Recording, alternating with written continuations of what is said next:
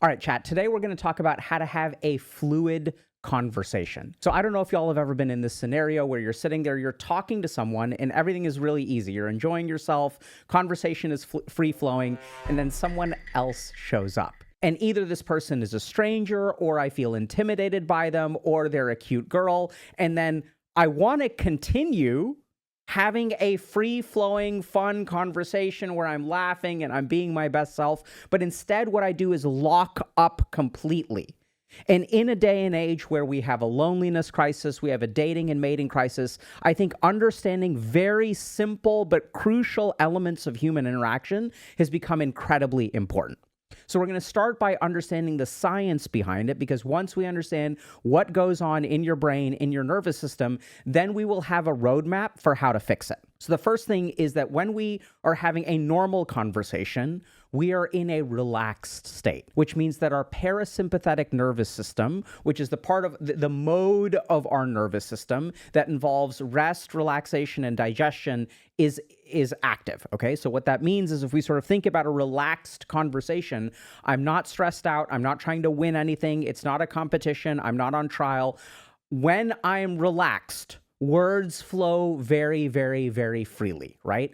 And that's why if we have people who have social anxiety and they have a little bit of liquid courage, or they use a little bit of marijuana, people who are drunk and or high will talk a lot because their nervous system is in a relaxed state. So when someone comes into the picture, we were relaxed, but then something happens. There's a shift in our nervous system to where we are no longer in a relaxed state. And that is a switch from the parasympathetic nervous system to the sympathetic nervous system. Now, the sympathetic nervous system governs things like fight, flight, and freeze. And this is usually the response that we see in a lot of people who feel frozen in social interactions. So let's understand what's going on in the brain. The first thing that happens is when someone enters and is new to the conversation, we sort of don't know if we're safe around them.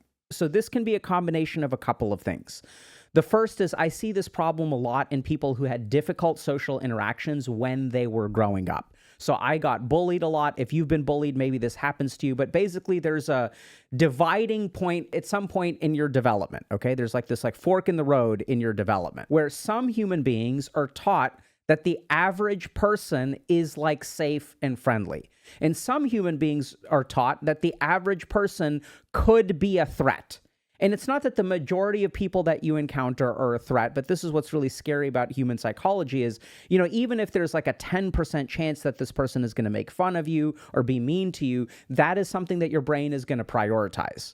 So early on, what I see in my patients is that early on, a lot of them who struggle with this problem were basically taught in the first 15 years of their life that if a new person shows up, we have to treat them as a threat until proven otherwise. And that's why their nervous system acts in a particular way. This is an interaction that may not end well, so let's be on our guard.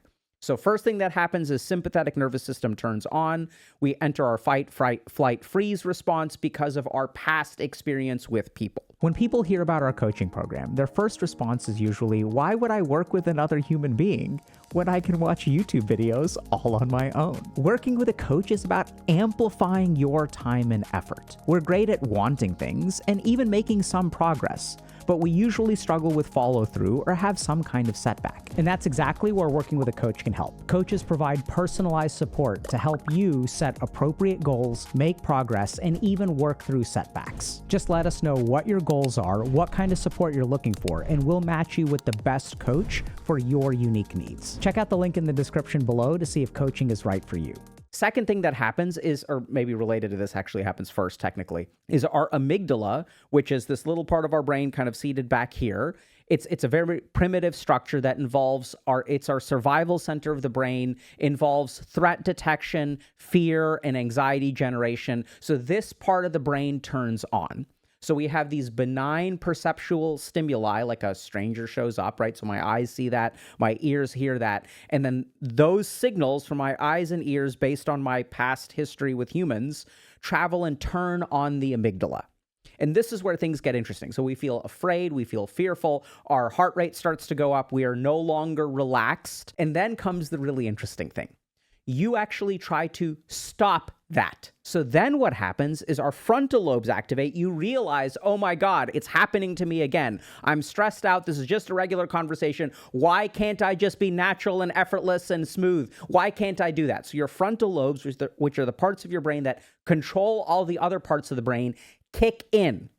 And then you have an internal war. Okay, Alok, relax. Be charming. Be charming. You're talking to yourself now. So you are now interoceptive and introspective. You are engaging with yourself. You have a natural impulse and you are fighting against that impulse. And that is the moment that you really struggle, and that's the moment that you really get screwed. Because if we look at healthy social interaction, it is about fluidity between me and the other person. Right? So if I'm having a conversation, my wife does this thing that I find incredibly annoying. I love her. She's amazing.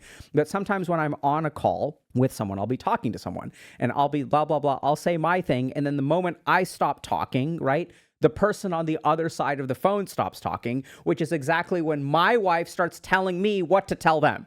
So the moment that I stop talking, I'm trying to have a fluid conversation on the phone, and my wife is trying to interject with me and, hey, make sure you tell them this and make sure you rhyme. She's not saying that while I'm talking. She's saying that when I'm done talking, which is exactly when the other person starts talking, that it's impossible to hear what they're saying and I can't hear what she's saying. And I'm traumatized by it, and I'm sharing that with y'all. No. The point is, conversation is fluid, right? So conversation is about, I'm going to send a signal. You're going to send me back a signal. And this empathic circuit of are you putting down what I'm picking up? Are you buying what I'm selling? Are we vibing? Is this empathic circuit intact?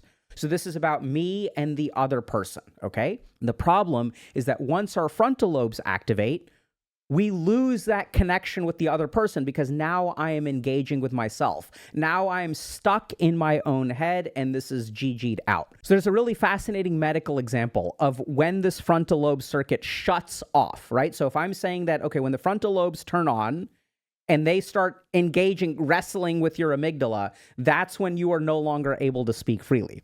So there's a really cool medical example of this because if someone has something called an anterior cerebellar artery stroke, the anterior cerebral artery is the arteries that supply the front of our brain. And when someone has a stroke to the front parts of their brain and their frontal lobes are no longer functioning properly, they do something called confabulate, which means that they are able to speak freely regardless of what the hell is going on. They're smooth motherfuckers. Okay, so we're going to show you all a great example of this called string sign. Yeah, they got a magic shop downtown. Okay, here, take this one. Oh, I really like that one. Go get it. What do you like about that one? So here's what we see in string sign.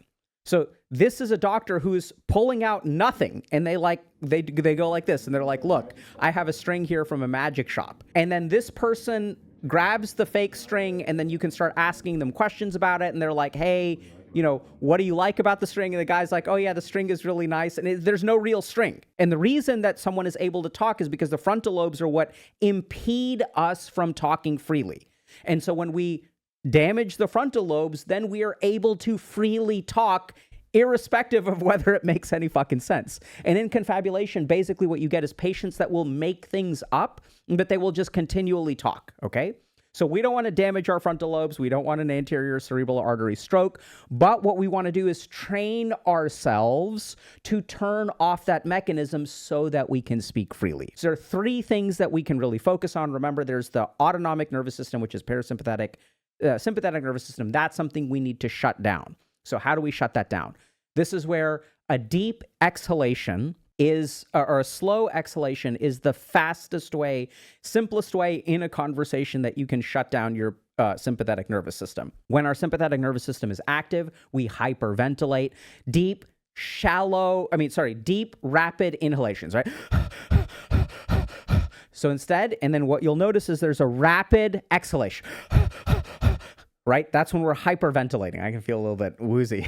You can do that with me for a second and you'll see how it feels. So the really interesting thing, if you just do that rapid hyperventilation like I just did, you'll start to notice a change in your brain. So that's what's so cool about breathing and inhalation and exhalation. They are very, very rapid ways to alter our nervous system activity, okay? So what we want to do is slow exhalation. This is also you can do on the DL where you're not like interfering with a conversation. So deep breath in.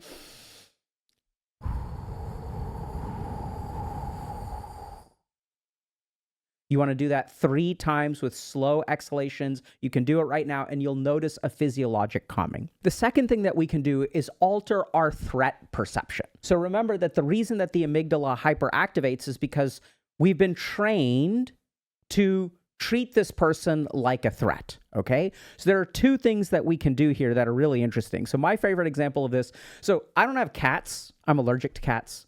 But recently, I've gone down the rabbit hole of like rehabbing cats. And I don't know if y'all have seen these videos, but basically people will like adopt cats. And then there's this whole complicated social process of introducing cats to each other so that they don't fight and they start to get along. And basically, if you take 2 strange cats and you stick them together, oftentimes what'll happen is they'll be hissing at each other, swiping at each other. So what's going on with these cats? These cats are, their threat perception has been activated, right? Because they lived out in the wild where cats were dangerous. So now that they're meeting a new cat at home, all of their danger signals activate. And it's like really heartwarming and oddly addictive to watch the process of rehabilitating cats to where they're hissing at each other at the beginning.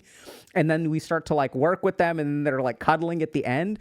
And I think it's like crazy that we live in a world where we have sophisticated mechanisms for socializing cats.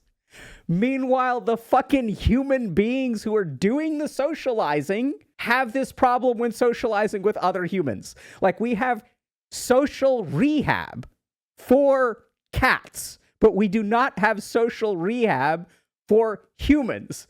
Instead, we have this. The cool thing is that the same principles that work for cats, because cats have amygdala too, they have, I guess, frontal lobes, but their frontal lobes are not, we're talking about the amygdala right now. So we can actually use the same principles. And this is also what we call exposure therapy, but basically this is how this works. The way to extinguish your threat response with a stranger is to have a lot of benign interactions with strangers. So remember, the reason that your amygdala activates is because when you were growing up, strangers were dangerous, stranger danger. So basically what we want to do is have repeated multiple benign interactions with strangers that make us feel a little bit stressed, but the more of those we have, that response in the amygdala will naturally extinguish. And this is where things like, I think Dale Carnegie's How to Win Friends and Influence People is a book that, people meme about a lot, but it's a really great book. And I think the hidden magic in How to Win Friends and Influence People is not any of the techniques. The hidden magic is something that Dale Carnegie weaves in and tricks you into doing, which is exposing yourself to repeated social interactions. That's the most important thing, right? So he says in chapter 4, I think, like smile. So I think that's a great idea. So this is really simple. What we're going to start doing is having conversations with strangers. Now, we live in a world where you have to be really careful about this because people feel like threatened and things like that, especially if you're a dude. So the way that I would recommend y'all do this is how I did it, is I would pick people that are not in your mating realm remotely at all and start to have interactions with strangers. So in my case, I started chit-chatting a lot with old people, talking with people in the elevator. If I see a dude walking by or I'm in an elevator with a dude and they have like a shirt that I like or something like that, arguably this is hitting on them. I don't really think so, but I'll be like, hey, that's an awesome shirt. Like, you're really rocking that, bro.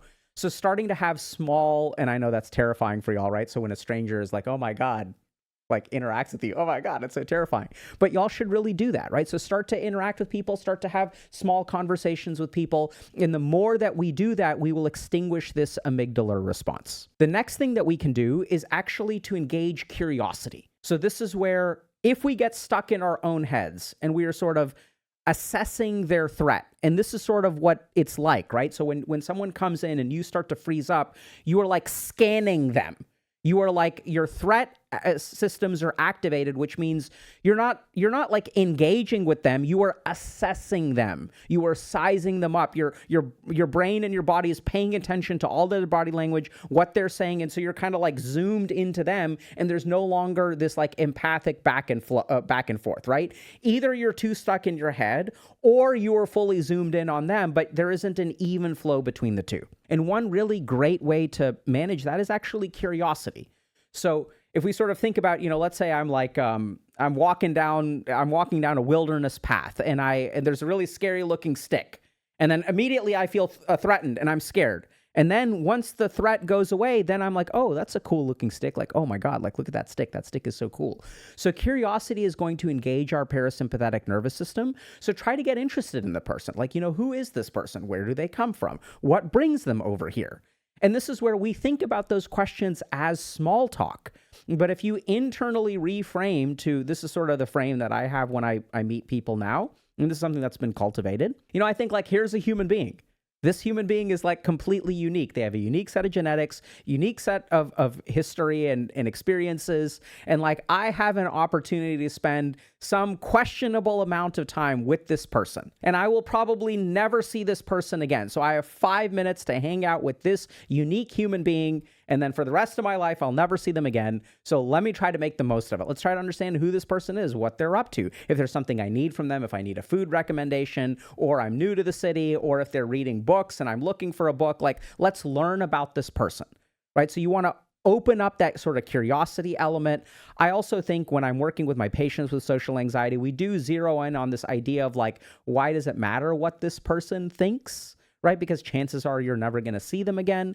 And so this is where like I've become a little bit more comfortable with people like disliking me and me potentially screwing up. And like, that's what you have to do to make YouTube videos on the internet. Right? It's okay for people to not like you. And just because this person doesn't like you, your mind may torture you when you go to bed at night. But at the end of the day, in the grand scheme of things, there's not really too much to that. And so the goal is just to be there with them. And this is the key thing to understand. When our frontal lobes are active, we're doing a lot of analysis and assessment, or we're struggling with ourselves. So in order to shut off those frontal lobes, we need to step away from those things, right? So if you're feeling anxious, take a deep breath, slow exhalation. Okay, I'm anxious in this moment. That leaning into that feeling will shut off the frontal lobes in some way. Other parts of the frontal lobes will get activated, but those are the ones we want active. And then the last thing is, once we make this sort of cognitive reframe of, okay, like this is just an opportunity to meet this person, and I've done a lot of practice towards this, right? So my extinguishing response from the amygdala is starting to kick in.